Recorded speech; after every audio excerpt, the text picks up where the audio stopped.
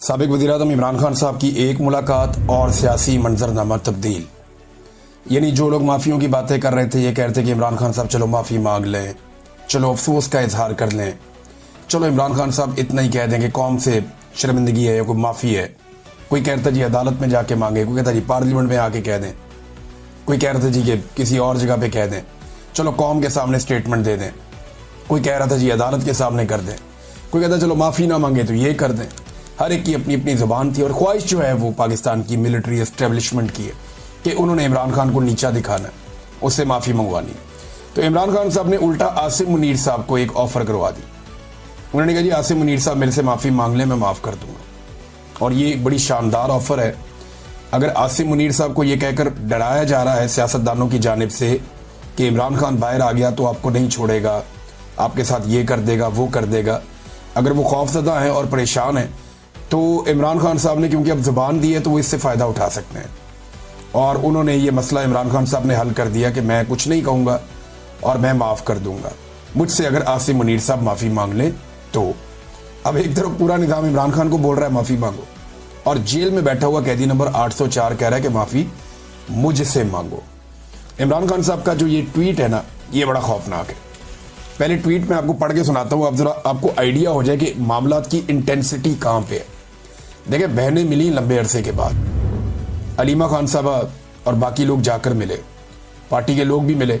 तो जैसे ही मिले वैसे ही जो इमरान खान साहब का ट्वीट है उसकी शिद्दत आपको बताएगी कि आज इमरान खान साहब कहाँ खड़े हैं। इमरान खान साहब ने ये 2 हिस्सों में उनका ट्वीट छपा है उनके अपने ऑफिशियल ट्विटर से। वो कहते हैं कि आसिम मुनीर, पहला लफ्ज ही आसिम मुनीर है। आसिम मुनीर में ताकत की बहुत भूख है, इसीलिए इसने बदतरीन आमरीत कायम कर रखी है। मुझसे माफ़ी का मुतालबा करने की बजाय आसिम मुनीर को मुझसे माफ़ी मांगनी चाहिए। 9 मई उसी ने करवाई जिसने सीसीटीवी फुटेज चुराई। इस वक्त 9 मई आसिम मुनीर की इंश्योरेंस पॉलिसी है। मुल्क में हाइब्रिड सिस्टम नहीं, आसिम मुनीर की डिक्टेटरशिप कायम है। इसीलिए ट्रंप ने शहबाज शरीफ की बजाय आसिम मुनीर को बुलाया है। फस्तायत और जबर में तमाम हुदूद पार करते हुए मेरे खानदान के गैर सियासी लोगों को मुसलसल निशाना बनाया जा रहा है। मेरे 2 भांजों शारेज और शेर शाह को भी अगवा कर दिया गया, हालांकि इनका सियासत से कोई ताल्लुक नहीं है। मेरा भांजा शारेज जो एक बेहतरीन एथलीट है, उसे भी उठा लिया गया।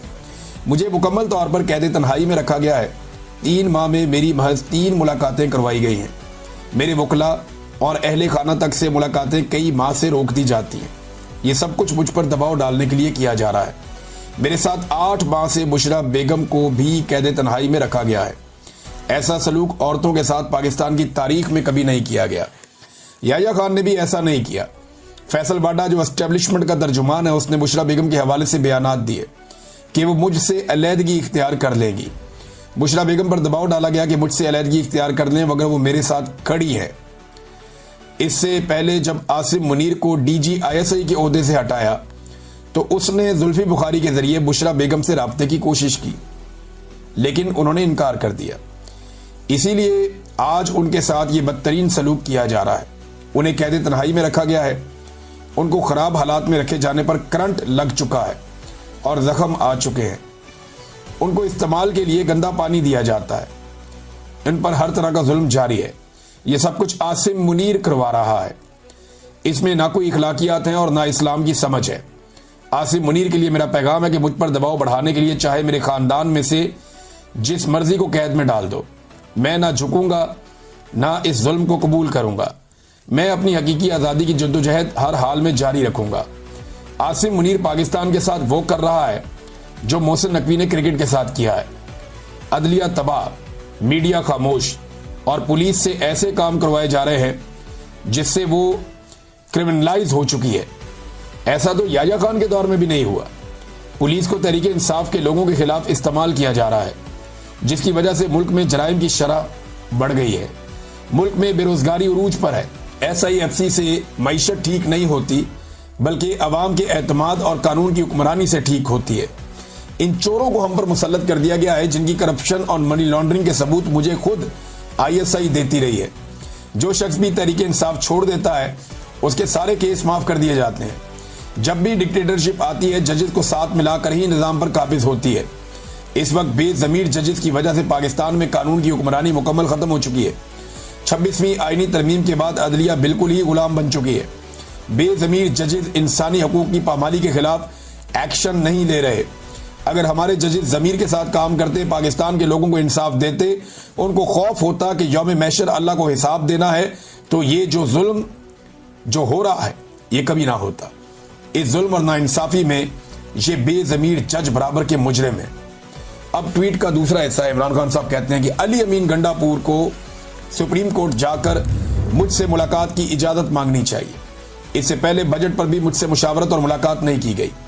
अली अमीन को आकर मुझे सूबे की गवर्नेंस और अमन व अमान और दीगर अहम उमूर पर ब्रीफिंग देनी चाहिए, जिसके लिए सुप्रीम कोर्ट समेत हर फोरम पर भरपूर कोशिश करनी चाहिए। मैं दोबारा ताकीद करता हूं कि खैबर पख्तूनख्वा हुकूमत वफाक की जानिब से अपने ही शहरियों पर होने वाले मिलिट्री ऑपरेशन और ड्रोन हमलों के खिलाफ भरपूर स्टैंड ले। खैबर पख्तूनख्वा और कबायली इलाकों में हमारे दौर में अमन आ चुका था और हमारे दौर में कोई ड्रोन हमला नहीं हुआ। अब वहां हालात जानबूझकर खराब किए जा रहे हैं ताकि वाहिद अवामी मैंडेट वाली पार्टी को कमजोर किया जा सके। खैबर पख्तूनख्वा और कबायली इलाकों में ऑपरेशन मसले का हल नहीं है। वहां के मसाइल मकामी नुमाइंदों से बातचीत से ही हल होने चाहिए। ड्रोन हमलों और फौजी ऑपरेशन से दहशतगर्दी बढ़ती है। इन ऑपरेशन को ना ही अवाम की हमायत हासिल है, ना ही अवामी नुमाइंदों की और ना ही सियासी जमातों की।